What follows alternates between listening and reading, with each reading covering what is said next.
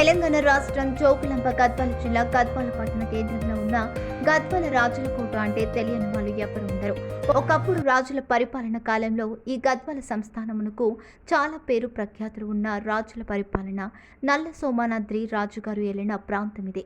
ఎంతో చరిత్ర ఉన్న నల్ల సోమనాద్రి రాజుల వారి ఆస్తులకు సమస్యలు ఎదురవుతున్నాయి. పురాతనమైన కట్టడాలను అలాగే కోనేరు బావులు ధ్వంసం చేస్తూ వాటిని ఎంతో మంది బలవంతులు రాజకీయ పరంగా పలుకుబడి ఉన్నవారు కొందరు కబ్జాలు చేస్తున్నారు అని ఎన్నో ఆరోపణలు ప్రజల నుండి వస్తున్నాయి.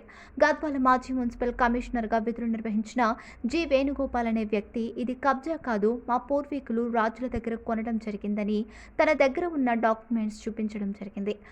అలాగే నల్ల సోమనాద్రి కుటుంబీకులు అయినా ఒక్కరు అయినా వాళ్ళు ఇది ఎవ్వరికీ అమ్మబడలేదు. ఒకవేళ అమ్మబడినట్లు ఉంటే సరైన ఆధారాలు చూపమనండి అని మీడియా ముఖంగా మాట్లాడడం జరిగింది. మరి ఈ పురాతన రాజుల కాలం నాటి కట్టడాలు ఈ ఆస్తుల వ్యవహారం ఎంత దూరం వెళ్తుందో వేచి చూడాలని ప్రజలు ఆరోపణలు చేస్తున్నారు.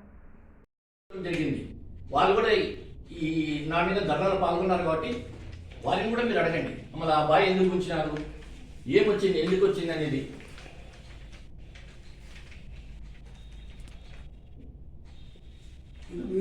12 గుంటలే ఉంది. అవల్ల ఉన్నాయి కాబట్టి కోర్టు నాకు ఫేవర్గా ఆర్డర్ ఇచ్చింది. దయచేసి పట్టణ ప్రజలకి అందరికీ తెలవాల్సిందని కోరుచున్నాను.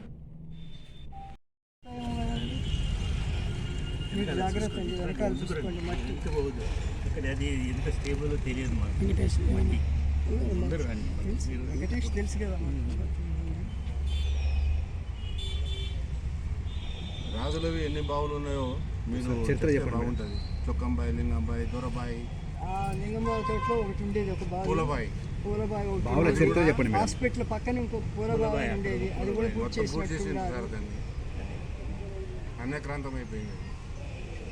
ఏ ఊర్లో పోయినా కూడా మేము చూస్తే అది పెద్దవాళ్ళు కట్టించిందనమ్మ ఒక గుడి, ఒక బావి కనిపిస్తూనే ఉండేవి నాకు. అప్పుడు తిరిగేదాన్ని ఎలక్షన్లు అప్పుడు కొంచెం.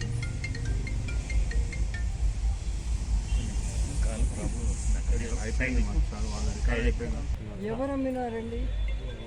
రాజులు అమ్మేవాళ్ళు ఉంటే జానకమ్మ గారు సత్రం కూడా అమ్మేవాళ్ళే కదా. వాళ్ళు సబ్ కమిటీ వాళ్ళతో అలా వచ్చేస్తున్నామండి.